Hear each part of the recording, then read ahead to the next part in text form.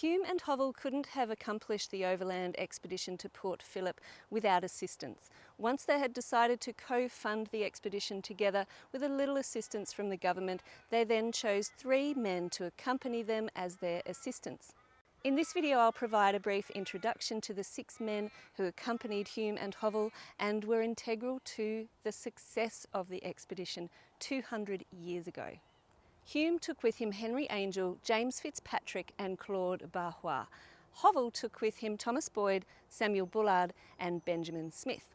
Henry Angel was born in Salisbury, England and was a skilled marksman and farmhand. He'd been given a life sentence for highway robbery, which was changed to transportation for life. So at the age of 26, he was shipped off to Australia on a convict ship named Neptune. He found employment mustering cattle and he was in charge of Hamilton Hume's grazing run at the time that he was chosen for the expedition. According to descendant of Henry Angel, Cindy Angel, Hume recognised that the key to his success was to have an angel on his team.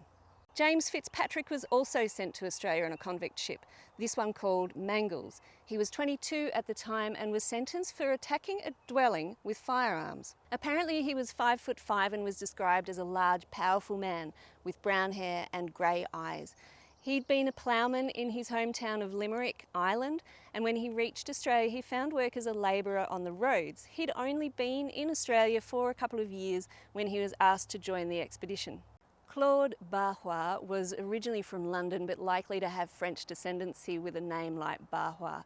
If you are good at French pronunciation, please feel free to correct my pronunciation of his name. He was 21 years of age and a shoemaker when he was sentenced to death for burglary in 1818. He didn't receive that sentence, instead it was reduced to transportation for life and he was soon shipped off to Australia on the Barring. He was described as being 5 foot 5 3/4 inches tall with a ruddy complexion, which apparently means having a healthy red face colour, fair hair and blue eyes. Thomas Boyd was born in Dublin and worked as a ploughman before he was convicted of highway treason. Again, he was originally sentenced to death before having his sentence downgraded to life in New South Wales. Apparently when he arrived in Australia he was assigned to a relative of Hume's, so it was through Hume's connection that he was assigned to Hovell for the journey. Benjamin Smith was a butcher by trade and was sentenced to death for horse stealing. Again, the sentence was reduced.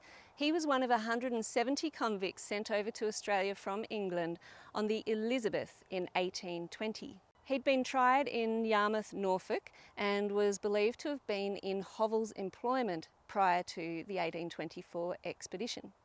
Samuel Bullard was 24 when he was found guilty of stealing lead from a building under construction.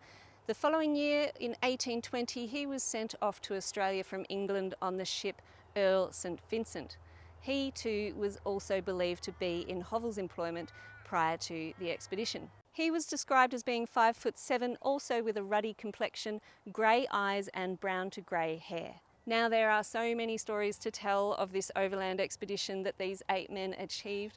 I'm sure they each played their part in the success of the journey and they all likely had their differences along the way, but what's important is that they all made it back alive, and that wasn't always the case with early colonial exploration of Australia. So keep watching my channel. I will be taking you with me as I retrace their steps on the 200-year anniversary of this epic journey. There's a forest red-tailed black cockatoo calling out from the tree up there. Hello. Kaya.